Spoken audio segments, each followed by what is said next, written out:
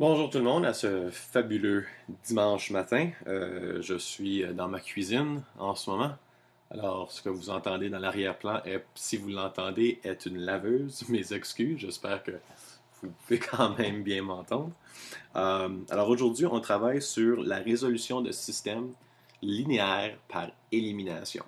Alors, on a déjà fait la résolution graphique, la résolution par substitution.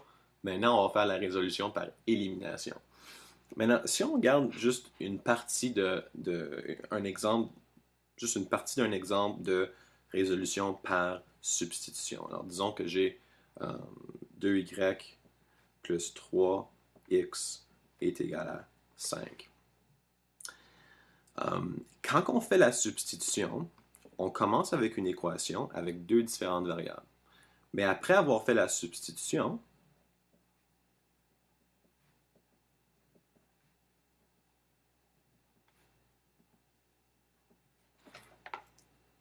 alors ici on a une équation avec deux variables.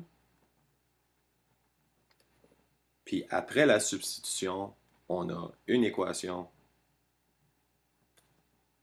avec une variable. Puis ça, c'est important parce que, excusez, parce que si on a juste une variable, on peut isoler cette variable-là pour obtenir sa valeur. Ici, on ne peut pas faire ça. On ne peut pas trouver la valeur de y ou la valeur de x quand il y a deux variables dans une équation. Alors, on a utilisé la substitution pour aller de deux variables à une variable. On peut faire la même chose avec l'élimination. Regardez bien.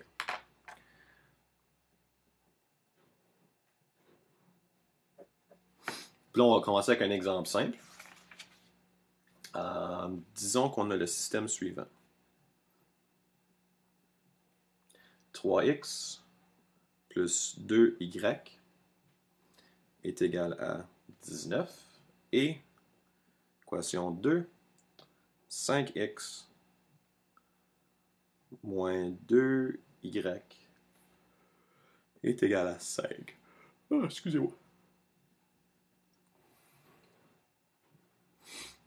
Alors, le but, ce qu'on veut faire ici, c'est qu'on veut choisir une variable.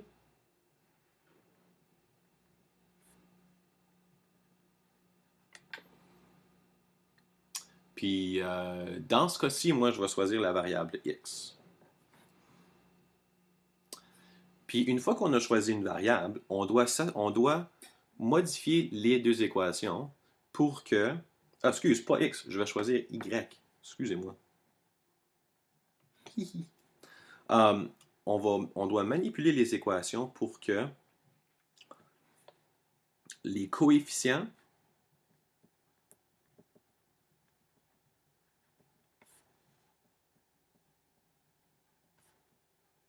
soient opposés. Donc, on veut que les coefficients soient opposés. Alors, maintenant, ici, je suis chanceux, c'est déjà fait. Donc, j'ai 2y, puis moins 2y, ils sont opposés. Puis la raison pourquoi on veut ça, c'est que si j'additionne les deux équations, comme si je prends les deux équations puis je les mets ensemble, comme si je faisais de l'addition au primaire, là, où est-ce que j'additionne chaque colonne, comme les unités, puis les dizaines, puis les centaines. Si les coefficients sont opposés, regardez ce qui se passe. 3x plus 5x, 8x, plus 2y moins 2y va donner 0y, qui est égal à 19 plus 5, 24. Alors, en ayant une des variables avec des coefficients qui sont opposés, j'élimine la variable. Score! Alors, qu'est-ce qui me reste? 8x est égal à 24 et je peux isoler ma variable. X est égal à 3. Et voilà.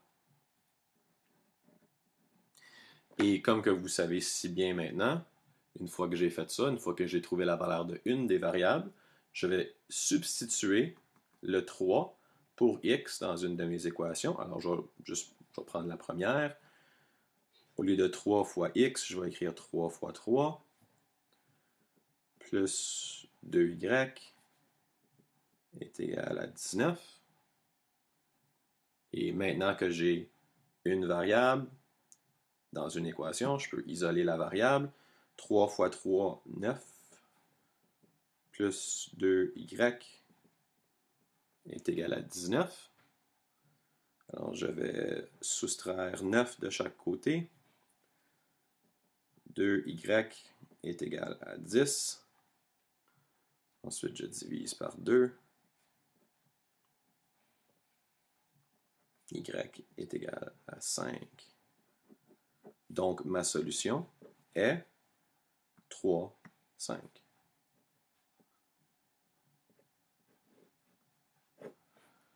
Comme que vous savez, si on veut vérifier, on va prendre ces valeurs-là.